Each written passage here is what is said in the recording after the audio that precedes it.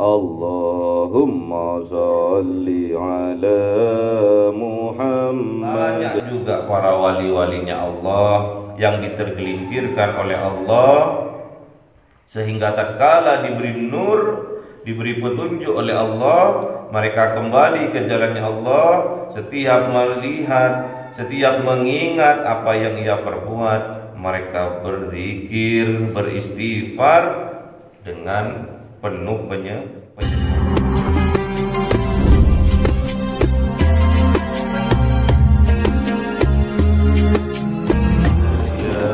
Rabbi sholli alaihi wa sallim, sallallahu rabbuna ala nuril mubin, Ahmad al-Mustafa sayyidil mursalin wa ala alihi wa sahbihi ajma'in, walhamdulillahi rabbil alamin. Kalamun qadimun la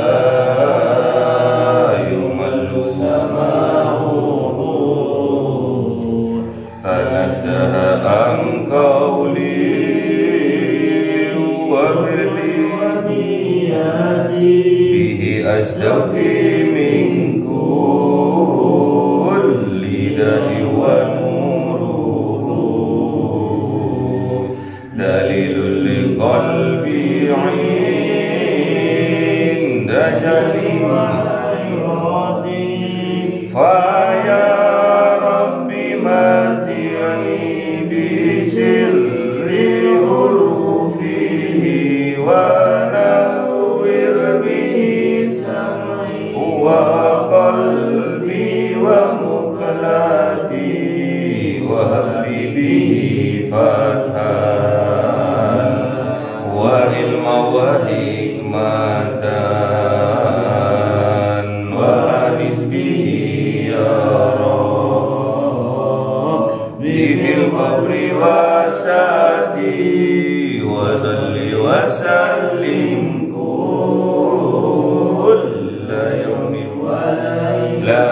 latin ala man bihi rahman yaqbalu tawbati wa ali wa ashabi kiramin a'immatin bihim yaghfirul ghaffar.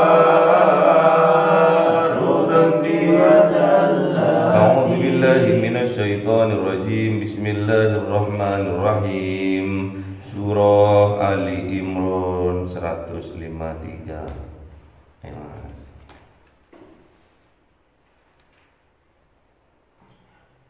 A'udzubillahiminasyaitonirrajim. Bismillahirrahmanirrahim.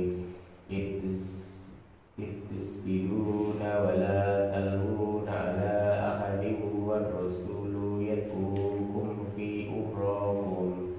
fi ukhrakum fa'atabakum amman bi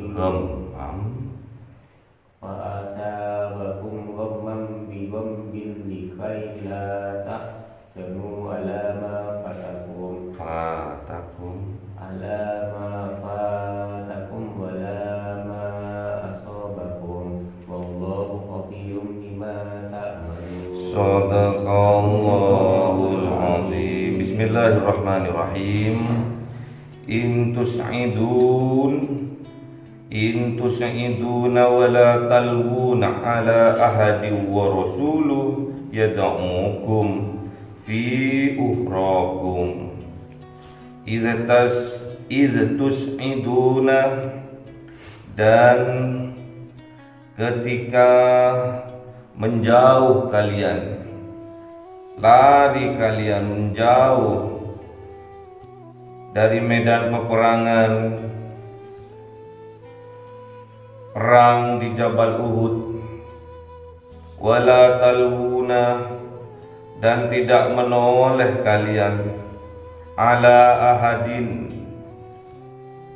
kepada satu orang pun, warrasulu, dan Rasulullah Muhammad sallallahu alaihi wasallam yad'ukum, memanggil kalian, fi ukhrakum, dari arah belakang kalian, fa asabakum, maka Allah menimpakan kepada kalian ghammam bi ghammin, kesulitan yang bertumpuk-tumpuk, sulit dengan kesulitan, sedih dengan kesedihan, galau dengan kegalauan, likailah, dikarenakan kalian jangan sampai tahzanu, bersedih hati kalian, ala ma fatakum, atas apa yang telah dilewati kalian,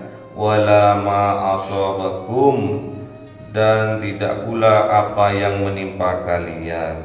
Wallahu, dan Allah, khabirum, maha mengetahui secara detail, bima ta'malun, atas apa yang kalian perbuat. Ini tidak lepas dari masa-masa jihad, dari masa-masa peperangan. Pada saat itu adalah perang Uhud, perang yang terjadi di Jabal Uhud, dikatakan, dinamakan perang Uhud. Banyak tragedi terjadi di sana, banyak pelajaran-pelajaran yang kita bisa ambil di sana. Pada zaman Kanjeng Nabi, tatkala Kanjeng Nabi memerintahkan, mengatur strategi, mengatur cara agar dapat menang dalam peperangan, namun kebanyakan dari orang-orang yang mukmin silau terhadap gemerlapnya dunia. Silau, sudah dikasih pos-pos masing-masing, terutama pos bagi pasukannya Kanjeng Nabi Muhammad, yaitu pos pemanah yang berada di atas bukit. Setelah musuh banyak yang mati, musuh pada lari tunggang langgang, meninggalkan harta rampasan yang disebut dengan ghamimah. Pasukan pemanah yang ada di atas bukit silau, galau melihat harta rampasan yang berceceran di medan perang, yang seharusnya nggak boleh turun apapun yang terjadi, karena itu perintahnya Rasulullah, itu perintahnya kanjeng Nabi Muhammad. Ojo turun, ojo mudun, awakmu kabeh, walaupun apa yang terjadi nanti. Kok dilala apa yang Rasulullah perintahkan, apa yang Rasulullah nasihatkan, membuat hati mereka galau. Kenapa kok hati mereka galau? Karena melihat gemerlapnya dunia. Apa itu? Ghamimah, harta rampasan perang yang berceceran di medan perang. Kemudian strategi sudah diatur demikian rupa, namun apa yang terjadi? Karena pasukan pemanah tidak patuh terhadap apa yang diperintahkan oleh Rasulullah, akhirnya pertempuran berbalik, dikuasai oleh pasukannya Khalid bin Walid. Akhirnya disanggung dari arah belakang, dikuasai tempat pemanah tadi, dipanahlah pasukan muslimin dari atas bukit. Akhirnya mereka kabur tunggang langgang. Dari depan musuh, dari atas musuh. Mereka terjebak, terjepit. Makanya mereka lari tunggang langgang. Intus idun, mereka lari menjauh dari medan perang. Ada yang terbunuh, ada yang selamat, pokoknya menyelamatkan dirinya sendiri. Wala talun, dan mereka tidak menoleh. Tak ada toleh-menoleh, karena di depan musuh, dari belakang, dari atas bukit juga pasukan pemanah sudah diambil alih oleh orang kafir. Lari tunggang langgang tanpa menoleh ala hadin, terhadap satu orang pun gak ada yang mereka toleh. Apa namanya? Apa itu? Kabur sampai nggak inget sandalnya itu apa namanya?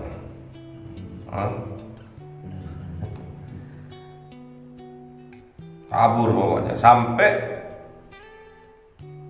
warrasulu yad'ukum, sampai kanjeng Nabi Muhammad, Rasulullah Muhammad yad'ukum, memanggil mereka, ilayya ya ibadallah, balik wahai hambanya Allah.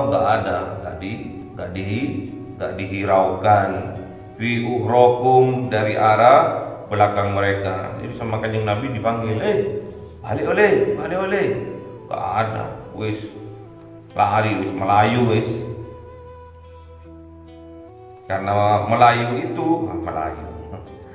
kabur itu, fa'athabakum, maka Allah menimpakan kepada mereka ghammam bi ghammim, kegalauan atas kegalauan yang menumpuk, kesedihan atas kesedihan yang menumpuk, sehingga likaila tahzanu, sehingga tidak ada rasa bersedih hati mereka, ala ma fatakum, atas apa yang sudah terlewati, wala ma asobakum, dan juga tidak pula atas apa yang menimpa mereka. Apa yang menimpa mereka? Tatkala melihat gemerlapnya dunia, setelah mereka melihat barang yang mereka cintai berceceran di medan perang, itu yang membuat mereka galau. Sehingga tatkala udah medan perang ini, strategi perang ini dikuasai oleh orang kafir, dari belakang diserang, dari depan diserang, inilah yang dinamakan ghammam bi ghammim, kesedihan ditumpuk lagi dengan kesedihan, galau ditumpuk lagi dengan kegalauan, sehingga tidak lagi memikirkan harta rampasan perang, tidak lagi memikirkan gemerlapnya dunia. Yang mereka pikirkan keselamatan diri mereka. Makanya mereka itu kabur. Makanya sampean kalau sudah diberi petunjuk oleh Allah, kalau sudah diberi petunjuk oleh Rasulullah atas suatu hal, apa itu tentang ibadah, apa itu tentang muamalah, kerjakan sesuai petunjuk dari Allah dan Rasulnya. Jangan menyimpang. Kalau menyimpang akhirnya galau ditambah lagi kegalauan, ditumpuk lagi kegalauannya. Makanya kalau kerjalah yang jujur. Kalau sampean mencuri, kalau sampean korupsi, akhirnya ghammam bi ghammim akan ditimpakan oleh Allah kepada kalian. Itu akhirnya setelah ditimpakan ghammam bi ghammim, akhirnya mereka sudah nggak mikirkan lagi terhadap harta perang yang berceceran itu, harta rampasan perang yang berceceran itu mereka sudah nggak ingat lagi. Sudah, yang mereka ingat bagaimana caranya untuk lari dan menyelamatkan diri. Wallahu khabirum bima ta'malun, dan Allah itu khabir, zat yang maha mengetahui secara detail, bima ta'malun, terhadap apa yang mereka perbuat, yang kalian perbuat, yang kita perbuat, terutama lahir dan batin. kerentek kita, Allah itu maha mengetahui. Ya. Jangan sok-sokan kita karena sudah pintar, sudah cerdas, banyak pengalamannya, sehingga fatwa-fatwa dari para ulama kita tidak hiraukan. Kita hidup jauh 15 abad dari kanjeng Nabi. Ini saja pun tatkala kanjeng Nabi masih hidup, banyak di antara orang mukmin tatkala sudah strategi perang, strategi dakwah sudah diatur sedemikian sempurna oleh kanjeng Nabi, banyak yang tidak mengikuti. Ini kanjeng Nabi masih hidup. Apalagi sekarang jauh dari kanjeng Nabi. Walaupun ada penerusnya kanjeng Nabi, namun kualitas tidak sama seujung kuku pun dengan kualitasnya kanjeng Nabi. Makanya kita itu jangan sok pinter, sok ahli ibadah, sehingga kadang meremehkan orang lain. Kanjeng Nabi itu nomor 1, kanjeng Nabi itu number 1, kanjeng Nabi itu umat, makhluk yang sempurna, hamba yang terbaik itu kanjeng Nabi. Makanya sampean harus betul-betul mengikuti apa yang diperintahkan oleh Allah dan kanjeng Nabi. Terus dalam kehidupan kita sehari-hari, nggak boleh kita itu meremehkan saudara-saudara seiman, seislam dengan kita.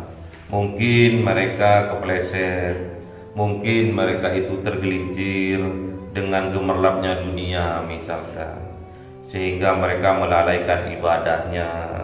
Kita sebagai saudaranya, kita sebagai saudara seimannya, kita harus menasehati mereka. Kalau nggak sholat, kita bangunkan mereka. Kalau mereka lagi nyenyak tidur, kita bangunkan mereka. Jadi kita itu memberitahunya dengan kasih dan sayang. Itu yang difatwakan oleh ulama-ulama kita, bahwa yang dinamakan ulama pewaris dari para nabi itu yaitu yanduru ilal ummah bi ainir rahmah, yaitu memandang umatnya kanjeng Nabi Muhammad ini dengan pandangan penuh kasih sayang.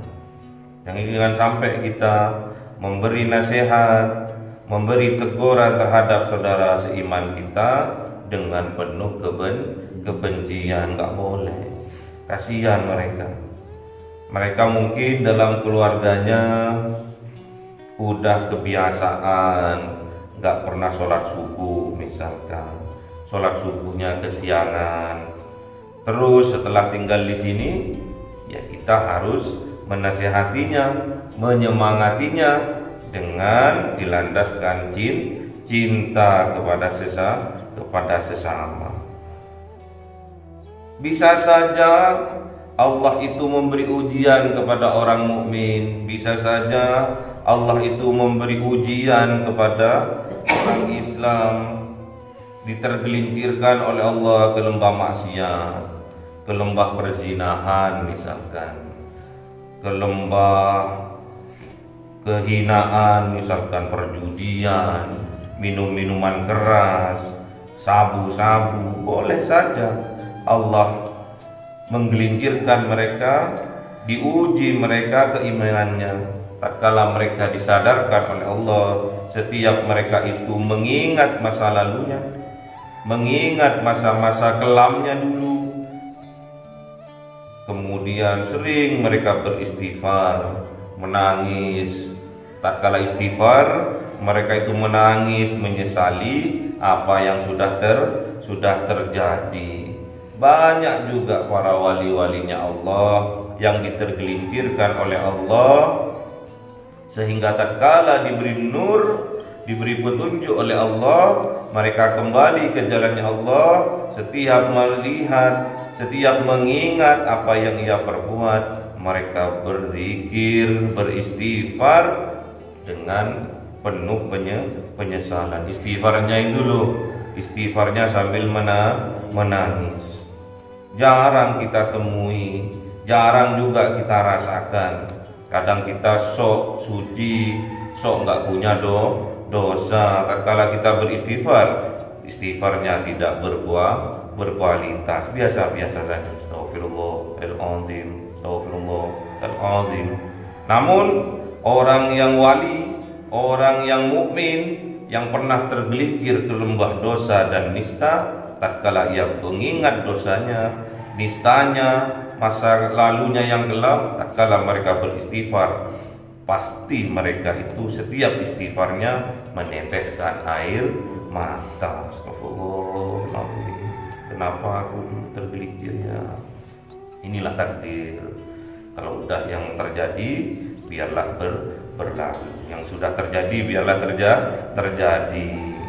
Disesali sama mereka, tapi tidak putus harapan, tidak putus asa mereka dari rahmat Allah. Sebesar apapun dosa yang kita lakukan, masih lebih besar maghfirahnya Allah terhadap hambanya.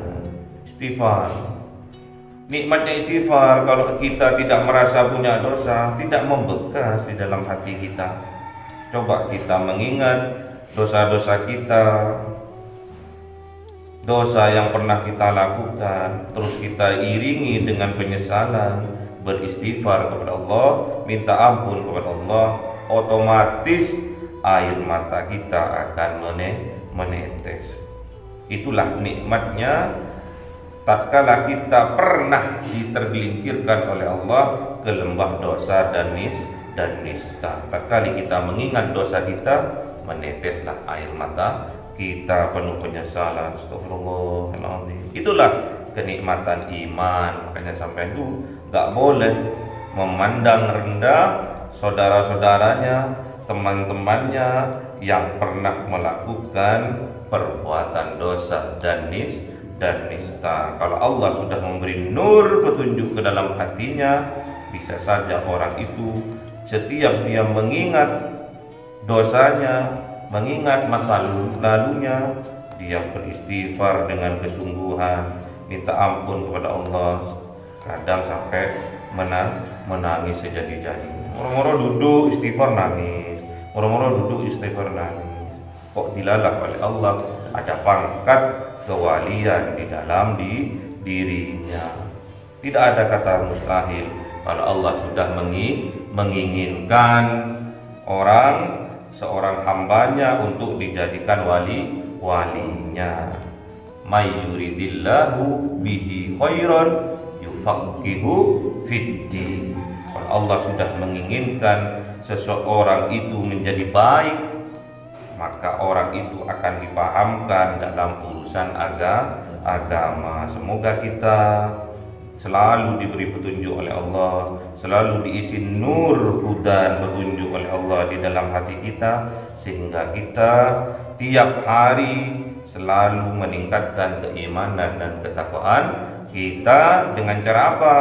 Dengan cara melakukan apa yang diperintahkan oleh Allah dan menjauhi apa yang dilarangnya oleh Allah, sehingga kita layak mendapatkan mahkota ketakwaan. Kalau kita sudah diberi mahkota ketakwaan oleh Allah, maka Allah akan mengeluarkan kita dari permasalahan kita. Wa may yattaqillah gimana? Wa may yattaqillah yaj'al lahu makhraja wa yarzuqhu min haitsu la yahtasib. Allahumma arhamna bil Qur'an waj'alhu lana imama wa nura wa hudaw. Allahumma dzakirna minhu ma nasina wa 'allimna minhu ma tilawatahu ana al-laili wa atrafan nahar waj'alhu lana hujjatan ya rabbal alamin. Cahaya 1000 bulan